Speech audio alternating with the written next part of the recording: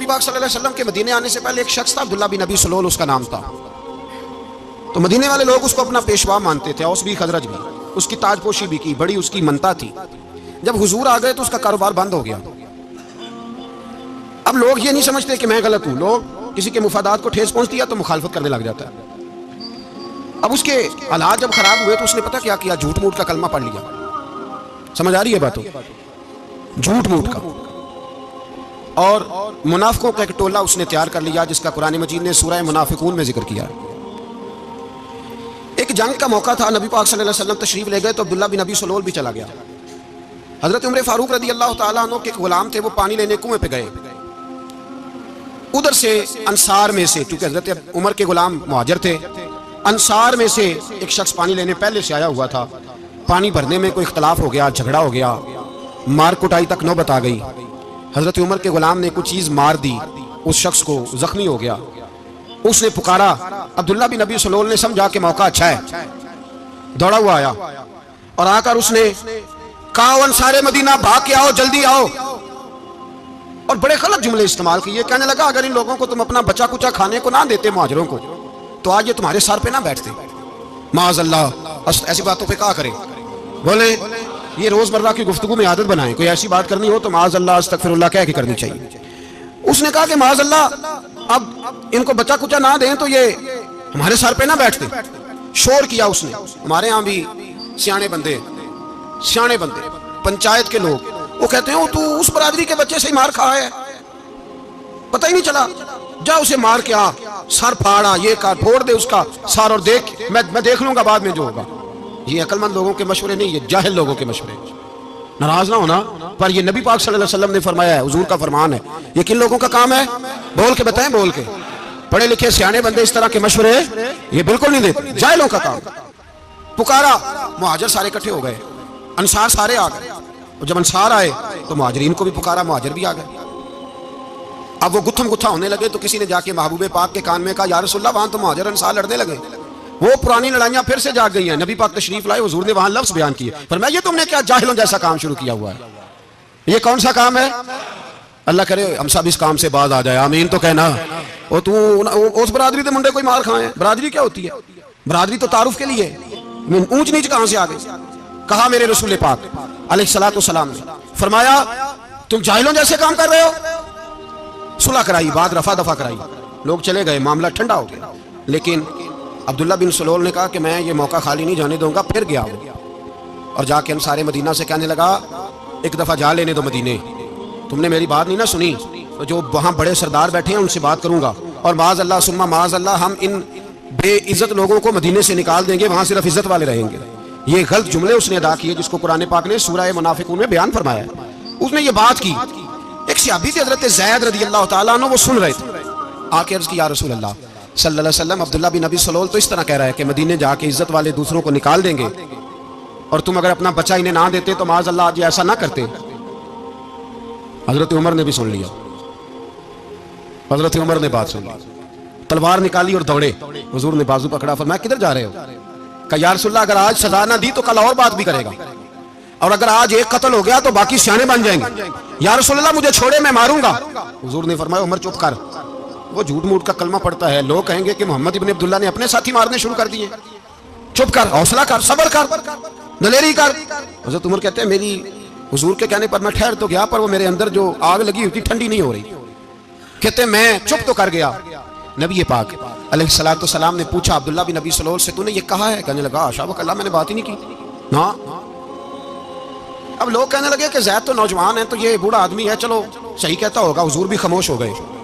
اللہ پاک نے قرآن مجید نازل فرما دیا، فرمایا اللہ نے سن لی ان کی بات جنہوں نے یہ کہا ہے. اور پھر لفظ بڑے حسین ہے، فرمایا یہ کہتے ہیں ہم عزت والے ہیں؟ نہیں، وللہ العزت ولرسولہ وللمؤمنین. فرمایا عزت تو اللہ کے پاس ہے، اللہ کے رسول کے پاس ہے، اور عزت تو مومنوں کے پاس ہے، مومنین کے پاس عزت ہے.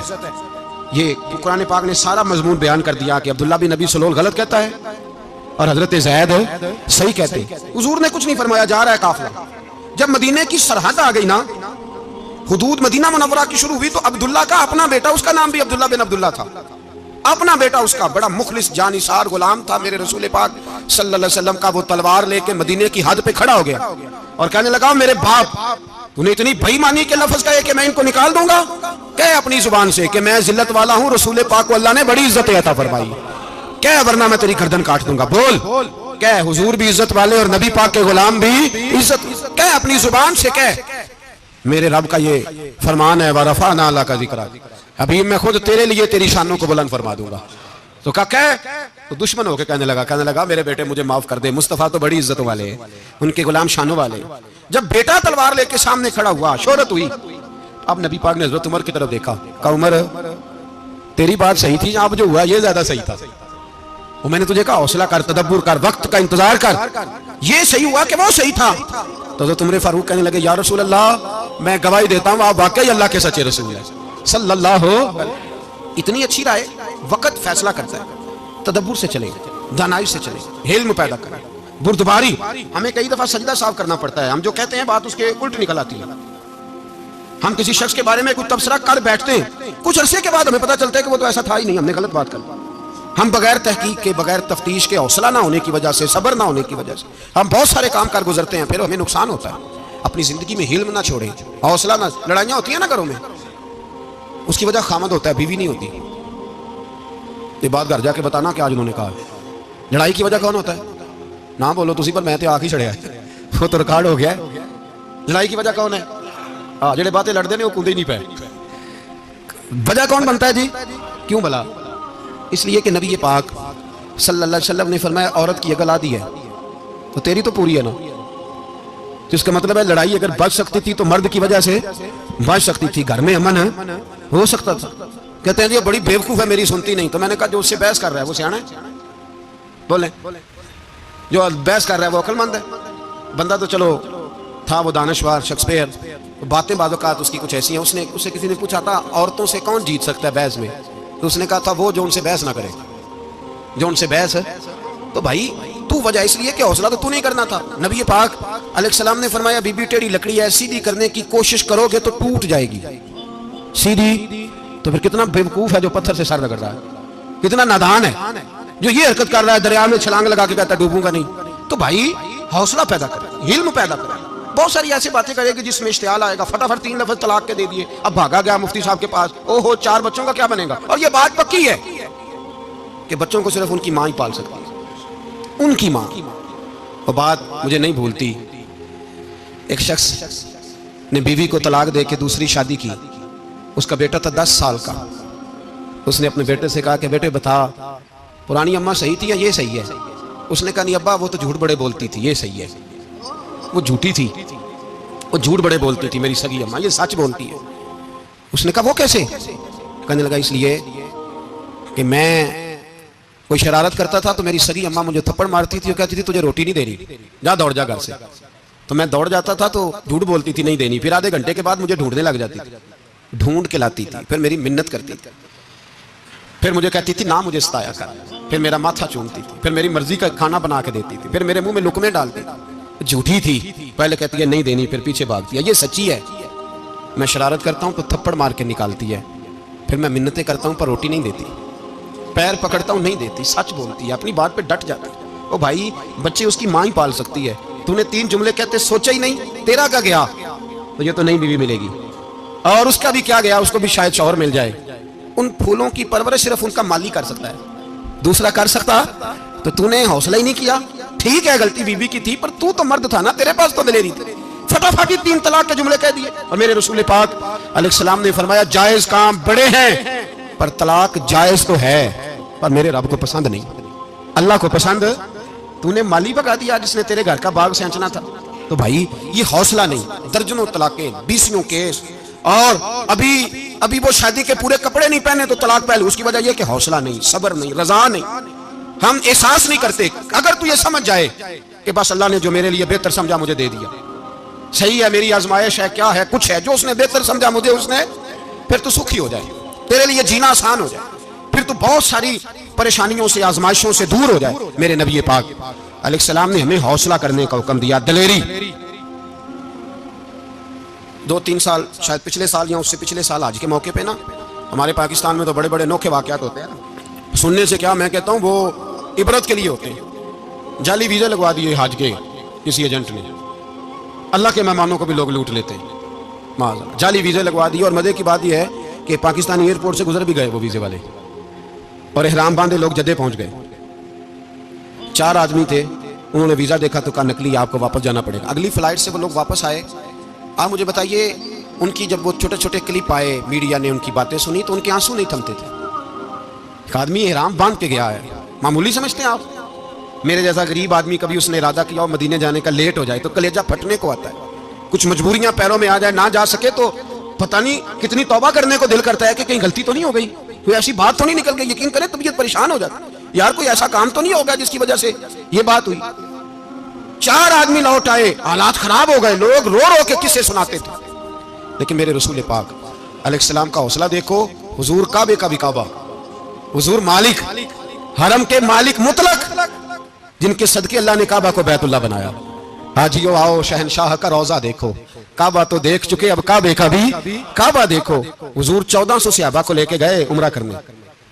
مقام حدیبیہ پر پہنچے تو کافروں نے روک لیا، ہم عمرہ نہیں کرتے. تو اور میں خادم اور جو وارث و مالک ہیں 1400 صحابہ، ہم نہیں عمرہ کرنے دیتے، واپس جائیے. صلح لکھی جا رہی ہے. صلح کی شرطیں کیا ہیں؟ مکے سے کوئی آدمی غلطی سے بھی مدینے چلا گیا، مکے کا آدمی تو مسلمان اگر ان کے ظلم سے تنگ آ کے، مکی مسلمان کافروں کے ظلم سے تنگ آ کے مدینے چلا گیا تو مدینے والے واپس کریں گے. اور اگر مدینے سے کوئی شخص غلطی سے بھی مکے چلا گیا تو مکے والے واپس نہیں کریں گے. اتنی سخت شرائط. حضرت عمر غصے سے کانپنے لگے، صحابہ پریشان ہیں، پر میرے رسول پاک نے صبر دکھایا، حوصلہ، تدبر. یہ تدبیر ہے، صبر ایک بہترین تدبیر ہے، اگر کوئی اپنائے تو بہترین طریقہ ہے. حضور نے فرمایا ہمیں منظور ہے، صلح کرو. اور اتنا سخت حکم ہے، کہنے لگے 1400 احرام والے واپس جائیں، بعد میں آنا، اس وقت نہیں عمرہ کرنے دیں گے. میرے نبی پاک علیہ السلام، مجھے بتاؤ، مجھے اور آپ کو دکھ ہوتا ہے تیاری ہو تو پروگرام رہ جائے، تو اگر احرام باندھا ہو اور اللہ کے رسول نے بندوایا ہو تو حضور واپس لوٹنے لگے تو کتنی تکلیف کی بات ہے. حضور نے فرمایا چلو آئندہ آئیں گے. معاہدہ لکھا جا رہا ہے، حضرت علی معاہدہ لکھ رہے ہیں. لکھو محمد رسول اللہ صلی اللہ علیہ، محمد رسول اللہ صلی اللہ علیہ وسلم اور قریش مکہ کے بیچ معاہدہ. یہ تحریر لکھی جا رہی تھی تو ابو سفیان بول پڑا، کہنے لگا جی ہم محمد رسول اللہ نہیں لکھنے دیں گے معاذ اللہ، یہی تو ہمارا جھگڑا ہے. اگر آپ کو رسول اللہ مان لیا تو پیچھے رہ کیا گیا، محمد ابن عبداللہ لکھیں. حضور نے حضرت علی سے فرمایا رسول اللہ کاٹ کے محمد ابن عبداللہ لکھو. حضرت علی لکھ رہے تھے، محمد رسول اللہ لکھا تھا، فرمایا رسول اللہ کاٹ کے محمد ابن عبداللہ لکھو. تو حضرت علی کہنے لگے حضور مجھے یہ لفظ کاٹنا نہیں آتا، حضور مجھے یہ لفظ کاٹنا. کسی صحابی نے اعتراض نہیں کیا کہ لکھنا آتا تھا، کہا مجھے کاٹنا. حضور نے دوبارہ کہا علی کاٹ دو. یا رسول اللہ مجھے یہ لفظ کاٹنا نہیں آتا.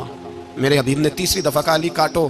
تو شیر خدا نے قلم چھوڑا، ہاتھ باندھے اور کھڑے ہو کہنے لگے محبوبہ مجھے تیرے قصیدے لکھنے آتے ہیں، کاٹنے کوئی نہیں آتے، میں مجبور ہوں، مجھ سے نہیں ہوتا. کوشش کرتا ہوں، نہ قلم اٹھتا ہے نہ ہاتھ چلتا ہے. میرے حبیب پاک نے قلم پکڑا اور لفظ رسول اللہ خود کاٹ کے محمد ابن عبداللہ کرایا. بھائی وقت گزر گیا، صلح ہو گئی. یہ تدبر، یہ حوصلہ، یہ تدبیر میرے نبی نے فرمائی.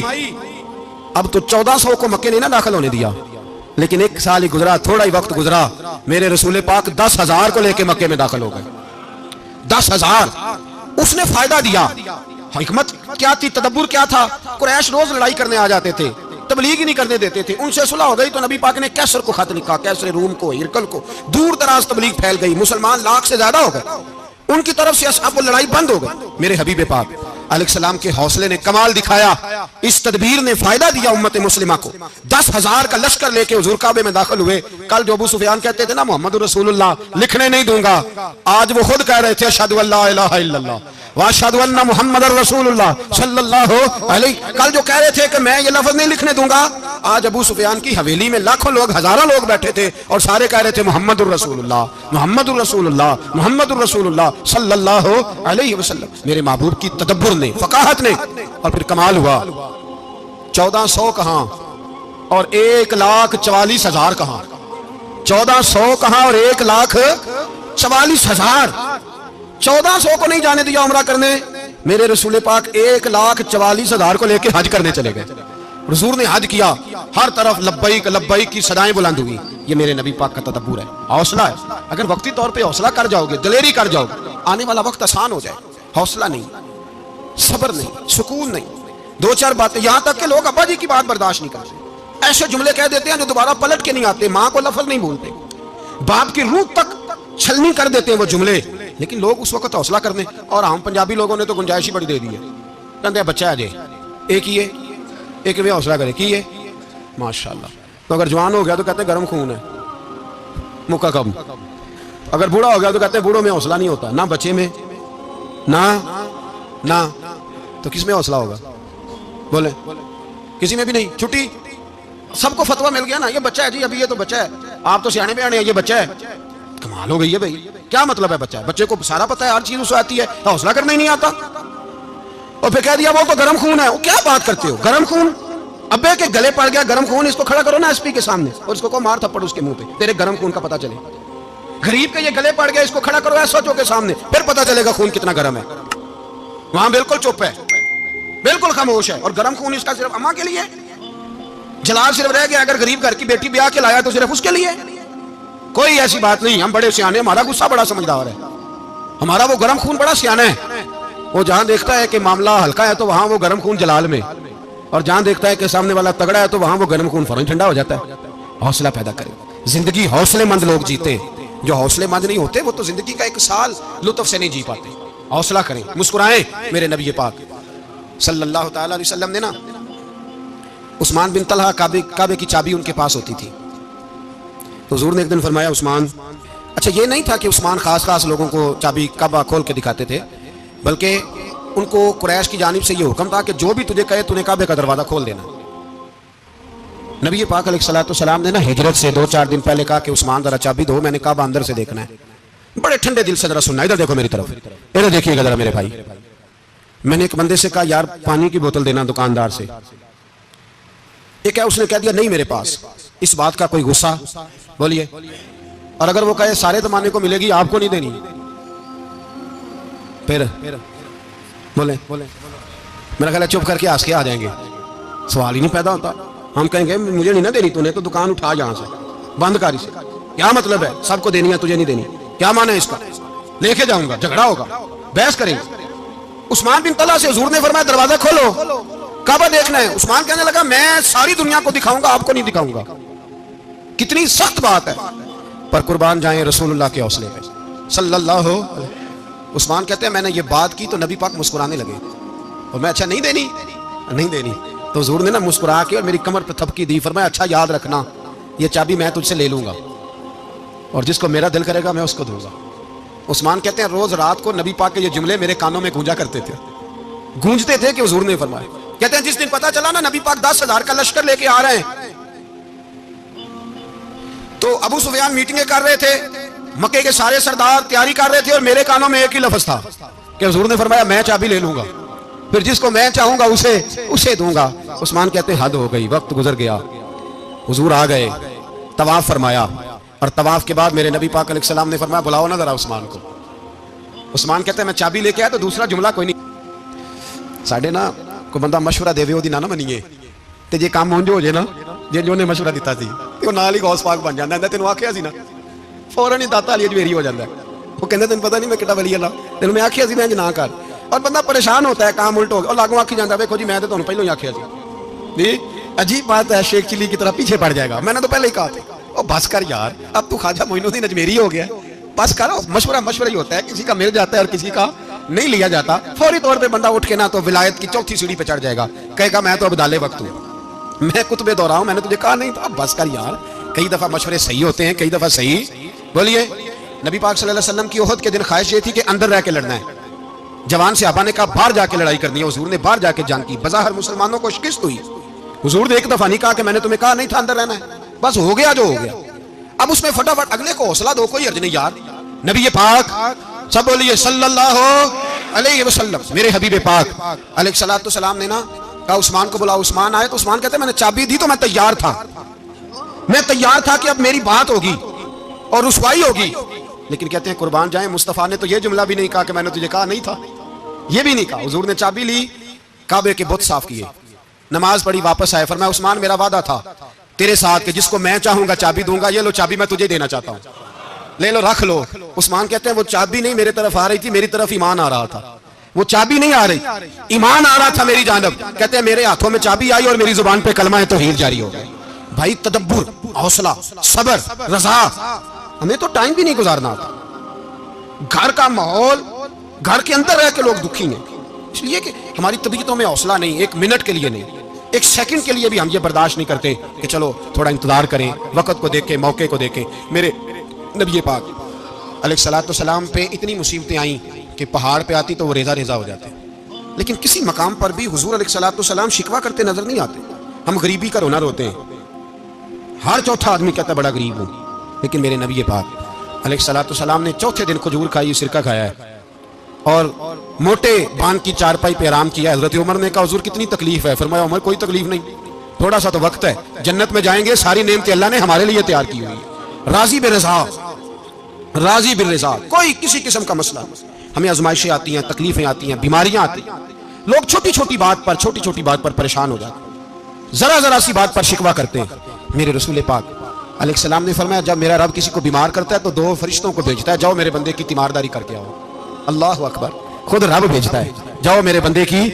تو مجھے بتائیے جب اللہ بھیجے تو پھر تندرست خوش نصیب ہوا کہ بیمار؟ جی تندرست پھر خوش نصیب کون ہوا؟